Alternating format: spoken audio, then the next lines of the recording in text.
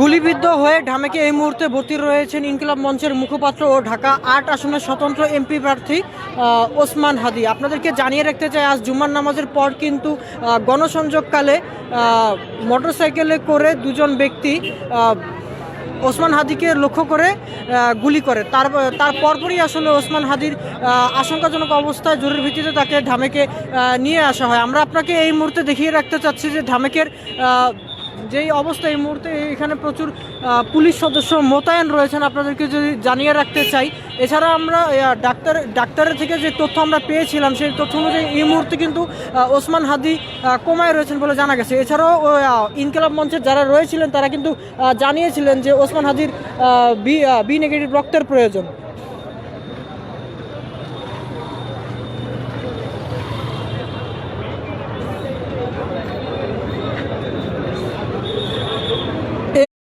আমি একজন প্রার্থী হিসেবে প্রত্যাশা করতে চাই, নির্বাচন কমিশনের উচিত ছিল যৌথ বাহিনী দিয়ে অবৈধ অস্ত্র এবং নির্বাচনের যে লেভেল প্লেয়িং ফিল্ড, ওসমান হাদির মতো বিপ্লবীদেরকে জনগণের কাছে পৌঁছবার একটা স্বাভাবিক প্রক্রিয়া অবলম্বন করার মতো রাস্তা তৈরি করে দেওয়ার সুযোগ এবং প্রত্যাশা তিনি করেছিলেন। মানুষ যদি এরকম নিরাপদ ফিল না করে তাহলে নির্বাচনটা আপনি কিভাবে ফ্রি, ফেয়ার, ক্রেডিবল একটা ইলেকশন জাতিকে উপহার দিবেন? আমরা দারুণভাবে শঙ্কিত। আমরা ডক্টর ইউনূস আমাদের সবার শ্রদ্ধাভাজন। আমরা যে আশঙ্কা করছি, আমরা যারা নির্বাচনে অংশগ্রহণ করছি এবং ঢাকা ৮-এর আল রাজি কমপ্লেক্সের যেই জায়গায় ওসমান হাদি গুলিবিদ্ধ হয়েছে, আমরা বিশ্বাস করি বাংলাদেশের প্রযুক্তিগত যে অবস্থান, প্রশাসন চাইলেই খুব অল্প সময়ের মধ্যে এই যারা সন্ত্রাসী, যারা এই গুলিবিদ্ধ যারা আজকের ঘটনায় যারা অভিযুক্ত, প্রশাসন চাইলেই তাদেরকে খুঁজে বের করা খুব বেশি কঠিন না। আল রাজি কমপ্লেক্সের মতো জায়গায় চারোপাশে ক্যামেরা রয়েছে। আমরা আশঙ্কা করছি কোনোভাবেই যত দ্রুত সম্ভব এই পুলিশ প্রশাসন এটি নিশ্চিত করবে এবং এটার পেছনে যারা, সেটা পতিত প্যাসিস্ট হোক, যে কোনো দিক থেকে হোক, এটি যেন একটা বড় বার্তা যায়। এই গুলিবিদ্ধ হাদি যদি বেঁচে থাকেন, আমরা দোয়া করি হাদি বেঁচে থাকুক। আমরা আশঙ্কা করি হাদির এই ঘটনায় নির্বাচন কমিশন তাদের নির্বাচনে আইন শৃঙ্খলার যে একটা যে আশঙ্কার জায়গা, তারা নতুন করে তাদের আইন শৃঙ্খলা বাহিনী, তাদের নিরাপত্তা ব্যবস্থাকে নতুন করে ঢেলে সাজাবে। হুমকি যে দিক থেকে হোক, হুমকি তো ঘর থেকে হোক, বাইরে থেকে হোক, ফ্যাসিস্টদের থেকে হোক, হুমকি তো একটা মানুষের জীবনও যদি বিপন্ন হয় সেটা যেই কারোর জন্যই তো আমাদের জন্য আসলে সুখকর নয়। আশাবাদী আমরা হতে পারি না। আমরা আশা করি নির্বাচন কমিশন এটাকে সামনে রেখে তার নির্বাচনী ব্যবস্থাকে সিরিয়াসলি নেবেন। ধন্যবাদ। প্রার্থীদেরকে যদি নিরাপত্তা দিতে না পারে তাহলে নির্বাচন কিভাবে সুষ্ঠু হবে এই আইন শৃঙ্খলা বাহিনীর অধীনে? আপনি গুরুত্বপূর্ণ কথা বলেছেন। আমরা এইটাই চাই, যারা সন্ত্রাস, চাঁদাবাজ এবং পতিত ফ্যাসিস্ট, যারা এই নির্বাচনকে একটা সুষ্ঠু ঐতিহাসিক নির্বাচন চায় না, আজকের এই গুলিবিদ্ধ হওয়া, ওসমান হাদি গুলিবিদ্ধ করা, এটা তাদের একটা জাস্ট টেস্ট কেস। তারা যদি এরকম করতে পার পেয়ে যায়, তাহলে অবশ্যই আমরা আশঙ্কা করছি আগামী নির্বাচন আমাদের জন্য অবশ্যই একটা। আপনাদেরকে আমরা যদি এই মুহূর্তে দেখিয়ে রাখতে চাই, আসলে ঢামেকের যে জরুরি বিভাগ রয়েছে তার সামনে কিন্তু প্রচুর পরিমাণে ভিড় রয়েছে এই মুহূর্তে। আমরা আরও বেশ কয়েকজনের সঙ্গে কথা বলার চেষ্টা করবো, আসলে তারা কি বলতে চাচ্ছেন।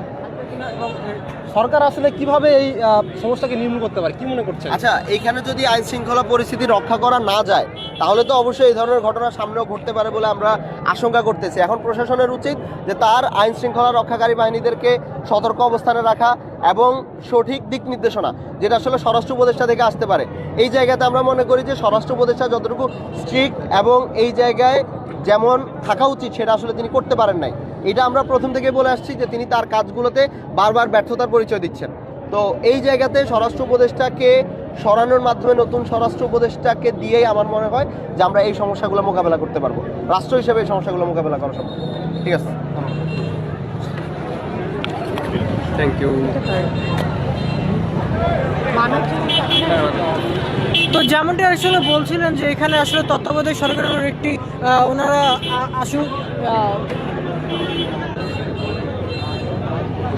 কামনা করছেন।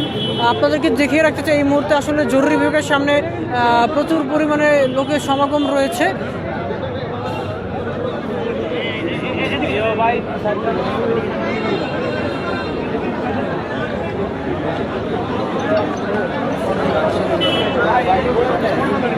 আপনাদেরকে আবারও একবার স্মরণ করে দিচ্ছি, আজ কিন্তু জুমার নামাজের পর জরুরি গণসংযোগের সময় আসলে দুজন মোটরসাইকেলে করে যাওয়ার সময় মতো ওসমান হাদিকে লক্ষ্য করে গুলি করেন।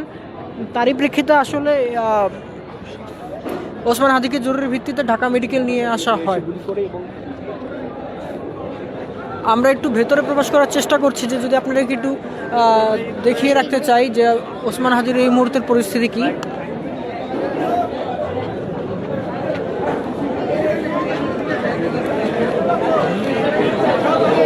এই মুহূর্তে আপনারা দেখছেন যে আসলে জরুরি বিভাগের সামনে অনেক লোকের সমাগম রয়েছে। আসলে ওসমান হাদিকে কেন্দ্র করেই আসলে ক্লিয়ার করেন।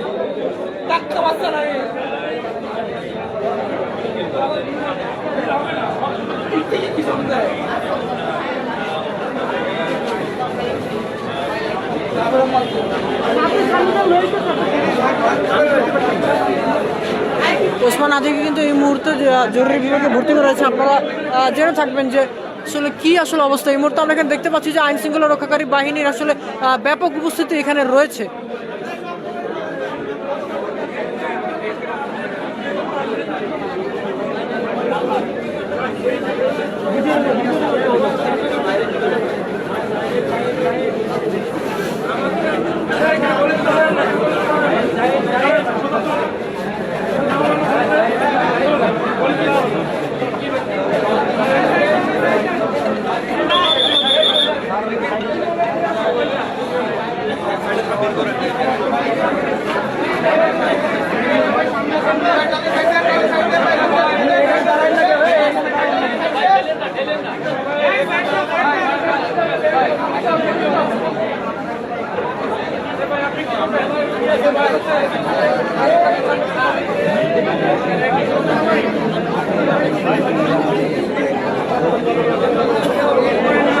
ঢাকা ৮ আসনের জনসংযোগকালের সময়ই কিন্তু আসলে ওসমান হাদির উপর গুলি চালানো হয়। আপনারা জানেন যে এই মুহূর্তে ওসমান হাদিকে ঢাকা জরুরি বিভাগে ভর্তি করা হয়েছে। আমরা যদি আপনাদেরকে দেখিয়ে রাখতে চাই এখানে যে বিপুল পরিমাণে পুলিশ সদস্য আনসার মোতায়েন রয়েছেন। এছাড়াও নিরাপত্তা বাড়ানোর জন্য কিন্তু এই মুহূর্তে এখানে আমরা দেখতে পাচ্ছি যে আর্মিও আসলে উপস্থিত হয়েছেন।